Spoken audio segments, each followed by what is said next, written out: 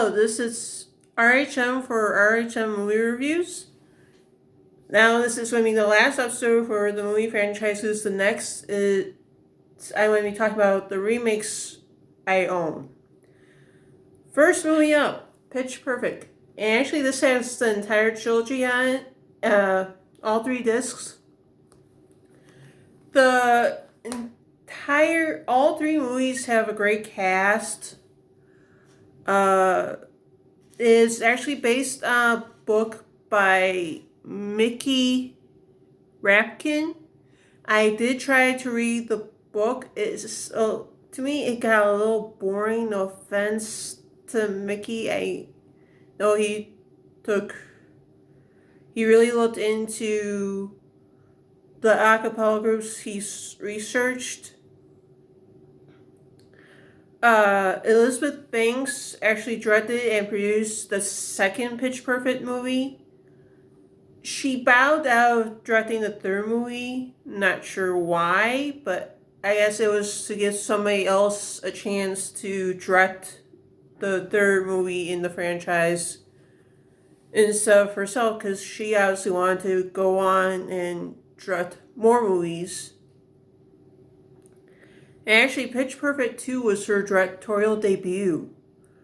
The actors they got for not just the first movie, but the sequels, especially the third movie. They had Ruby Rose, who up until recently, if you're a fan of the show Batwoman or of the DC CW's TV series, all the TV series, you have seen her in the last 2 crossover events, which I found very interesting. That before seeing her in Batwoman, actually playing Kate Kane Batwoman, I had never known her. When I saw her in Pitch Perfect 3, I didn't know she could sing, honestly. It is an amazing trilogy. As I said when I was talking about the Shrek movies, that John Lithgow played the villain in the first movie for that. He played the villain in the third movie for this franchise, for these movies. As he is hilarious as the villain. Alright, next one is actually, there are multiple movies for this. Is Fast and Furious. The sad thing is, one of the actors from the franchise passed away during when the filming for the 7th movie was almost done. He passed away. And that's the late Paul Walker.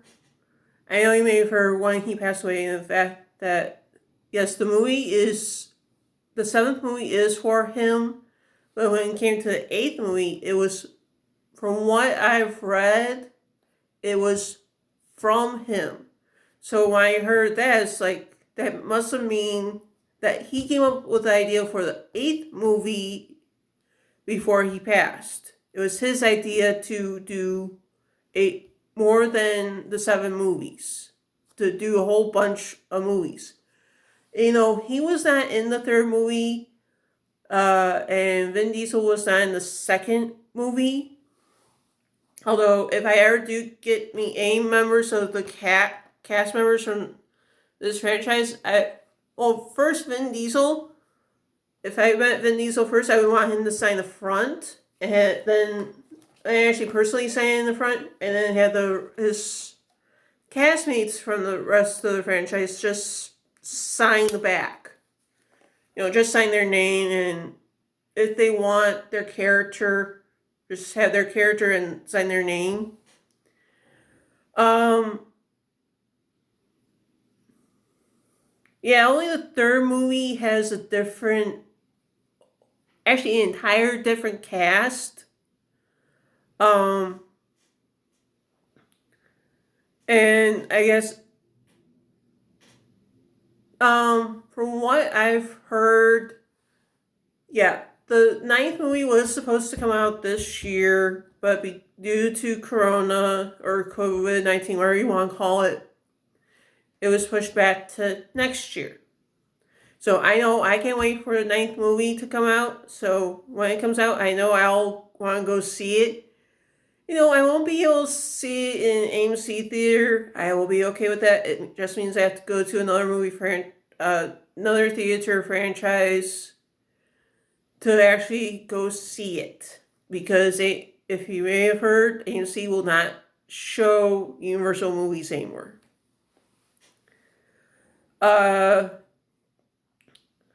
first, yeah, each of the first three movies, when it came to the second movie, that Ludacris, who is a singer now, he is a singer turned actor, or a rapper turned actor, if you will. He's actually totally in the franchise after the fourth movie. He's totally in the franchise. He's in 2, then he's in 5, 6, 7, 8, and now 9. For the first movie, you had Jarul. I don't know his real name. But I know for the third movie, you had Bow Wow. If you're a fan of the show Masked Singer, you found out end of last season, he was the frog, which I found so interesting. I thought it was so cool. And yeah, as I said, great cast. I like the fact that Gal Gadot did get her start, or got known to American audiences through the Fast and Furious franchise. Alright, next up, I only have 3 of the movies. I know there's more step-up movies out there. I think it's on DVD and Blu-ray. I just don't know where to get them. I know I would want to own them. The first movie had the 2 leads, Channing Tatum and Jenna Dewan. Yeah, they dated while filming the movie. There was an on-set hookup, and of course, yes, eventually they got married. They had a daughter, and unfortunately, yes, now they are divorced. And for High School Musical, yes, the Zac Efron and Vanessa Hudgens did date, but they broke up. I know, yeah, great cast for all 3 movies I have. And of course, the actor from... Well, Channing Tatum was in I think it was a cameo in Step Up 2. Because the actor from Step Up 2 ended up in Step Up 3. But actor from Step Up was in Step Up 3 as well. Or that she ended up being... I think she was in Step Up 3. If not, she was in the 4th Step Up movie. And Alison Stoner, great actress.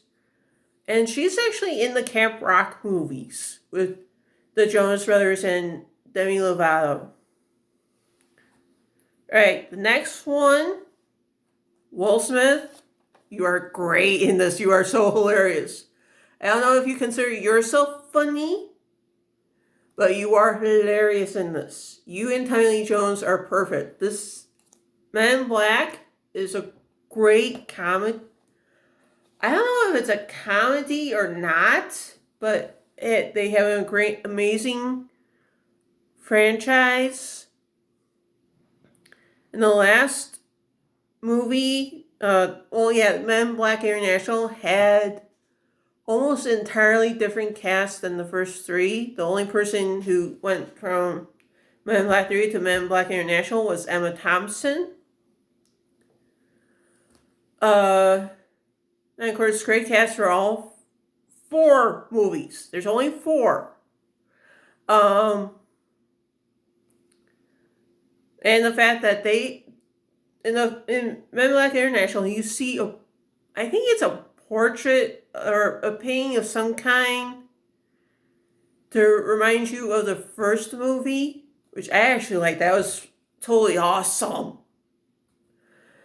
Alright, so yeah, that's basically it. Next one, Ocean's 11. Now this one is a remake of an old Frank Sinatra, Dean Martin, Sammy Davis Jr. movie of the same name. And the movie was filmed in multiple locations, including Chicago. If you live in Chicago or if you ride the L, I think it's, I'm trying to remember, the orange or pink line or brown line trains, and I think also the purple line trains, you actually know where that stop, the stop where Matt Damon's character gets off at, you know where that is. Or when he's underneath the L lines, you know where he is. Or when he gets off the L train, you know where he is. He's at the train station. He's at the L stop that gets off near the Harold Washington Library, the Chicago Public Library. Which I knew when I watched the movie, I was like, I know that stop. I know where he gets off. Bernie Mac actually improvised. The late Bernie Mac improvised most of his lines for the movie. Sad but true, there wasn't really going to be any other Ocean's movies after his passing. George Clooney says so, but there was a female, sort of a gender flipped version of this movie called Ocean's 8. It was a majority of all female cast. And Sandra Bullock playing George Clooney's on-screen sister, I thought was very interesting because if you had seen their movie Gravity, you sort of think there could have been a romance there, but there wasn't. But it was super cool. And the last one, Indiana Jones. This was Harrison Ford's second movie franchise. The other one being Star Wars. And actually, Indiana Jones started in between Star Wars Episode 5 and Star Wars Episode 6. Because the first one came out in 1981. And Spielberg actually directed all three films. Harrison Ford himself actually handpicked the younger version of himself for Indiana Jones and the Last Crusade. And that is the late Phoenix, brother of the guy who eventually got to play Johnny Cash, Joaquin Phoenix. Yes, and it's a sad thing. River Phoenix died a few years after he got to play a young Indiana Jones in Indiana Jones and the Last Crusade. It is sad, but it's true. And of course, Spielberg is the one who actually suggested that Sean Connery play Indiana Jones' dad. And I thought that was so funny because you hear him call Indiana Junior throughout the entire third movie. And then when you watch the fourth movie, you hear Indy call his son that towards the end of the fourth movie. And of course, Steven Spielberg met his current wife, Kate Capshaw, while filming the second movie. And if you watch the making of the second movie, very interesting. You actually hear Spielberg saying, "Oh yeah, and Jones may have gotten the girl in the movie, but he got the girl in real life." And if you watch, there is at least a couple episodes that reference the first Indiana Jones movie. I think in one of the episodes, one character played by Mayim Bialik, her character Amy, literally tears the movie apart, saying, "Oh, that without Indiana Jones wasn't a necessary character in the franchise." It's like, or sorry, in the movie, it's like, really? You had to do that? You had to ruin one of the best movie franchises in the world because you don't think the main character is needed in the movie? Please. Seriously. Why? And I think it's actually one of the writers who actually, of the Big Bang Theory, who came up with that. I am not happy with you. You do not make me happy because you upset a lot of fans of Indiana Jones when you did that. And the next episode I will be talking about, next 2 episodes, I will be doing remakes. First, the Disney remakes, and then other remakes. Like I said, Ocean's 11 was a remake, and there was a female remake of that movie called Ocean's 8, which had Sandra Bullock, Cate Blanchett, mainly an all-star cast.